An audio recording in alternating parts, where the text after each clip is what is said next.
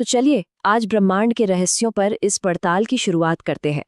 हम एक ऐसे सफर पर निकलने वाले हैं जो हमें टिमटिमाते तारों से लेकर ब्रह्मांड की सबसे बड़ी, सबसे रहस्यमयी चीजों तक ले जाएगा। तो तैयार हो जाइए, ये कॉस्मिक यात्रा अब शुरू हो रही है। हम सब ने रात में आसमान को देखा है ना? और एक सवाल हमेशा मन में आता है कि इन टिमटिमाते तारों के पार आखिर है क्या? देखिए, ये सिर्फ एक सवाल नहीं है, ये वो खोज है जो हमें यूनिवर्स के सबसे गहरे राजों तक ले जाएगी। अब इस पूरी खोज में हमारा गाइड होगा खगोल विज्ञान, यानी एस्ट्रोनॉमी। सीधी सी बात है, यही वो साइंस है जो हमें तारे, प्लैनेट्स और इस पूरे यूनिवर्स को समझने का एक फ्रेमवर्क देती है। तो चलिए इसी साइंस की नज़र से ब्रह्मांड के अजूबों को देखना शुरू करते हैं। तो हमारी यात्रा शुरू होती है ब्रह्मांड की उन विशाल भट्ठियों से जहां लाइट और मैटर दोनों पैदा होते हैं।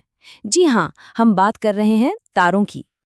देखिए, किसी भी तारे की कहानी उसके चमकने से काफी पहले शुरू हो जाती है। असल में ये सब पैदा होते हैं धूल और गैस के बहुत बड़े घूमते हुए बादलों में। इन्हें हम नेब्यूला कहते हैं। आप इन्हें एक तरह से तारों की नर्सरी समझ सकते हैं। तो ये होता कैसे है? सबसे पहले तो नेब्यूला का वो बादल अपनी ही ग्रेविटी की वजह से सिकुड़ने लगता है। फिर इसके सेंटर में एक बहुत ही गर्म और घना कोर बन जाता है, जिसे हम कहते हैं प्रोटोस्टार। और फिर आता है असली मैजिक, जब इस कोर में न्यूक्लियर फ्यूजन शुरू होता है। मतलब जब छोटे छोटे एटम मिलकर बड़े एटम बनाने लगते हैं, तब जाकर एक असली तारा पैदा होता है और चमकना शुरू कर देता है। तो एक तारे की पूरी लाइफ साइकिल, उसके जन्म से लेकर अंत तक, एक कमाल की कहानी है।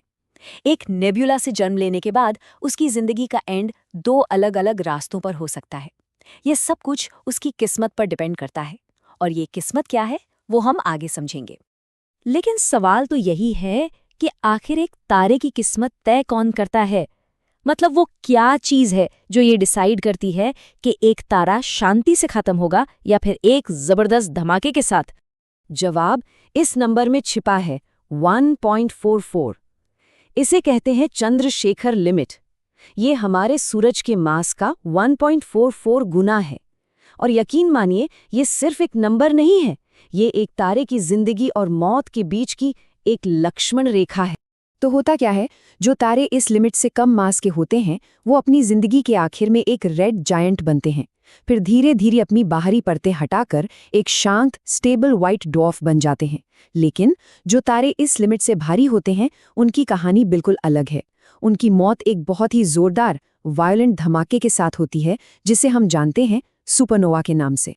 तो अब जब धमाका हो चुका है, तो चलिए उन अजीब और रहस्यमयी चीजों के बारे में जानते हैं जो एक बड़े तारे की विस्फोटक मौत के बाद पीछे रह जाती हैं।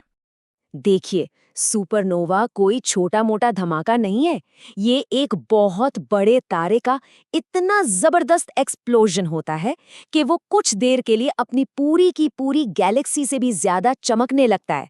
जरा सोचिए, एक अकेला तारा पूरी गैलेक्सी पर भारी पड़ जाए। इस महाधमाके के बाद 3 चीजें हो सकती हैं। पहला, बन सकता है एक न्यूट्रॉन स्टार।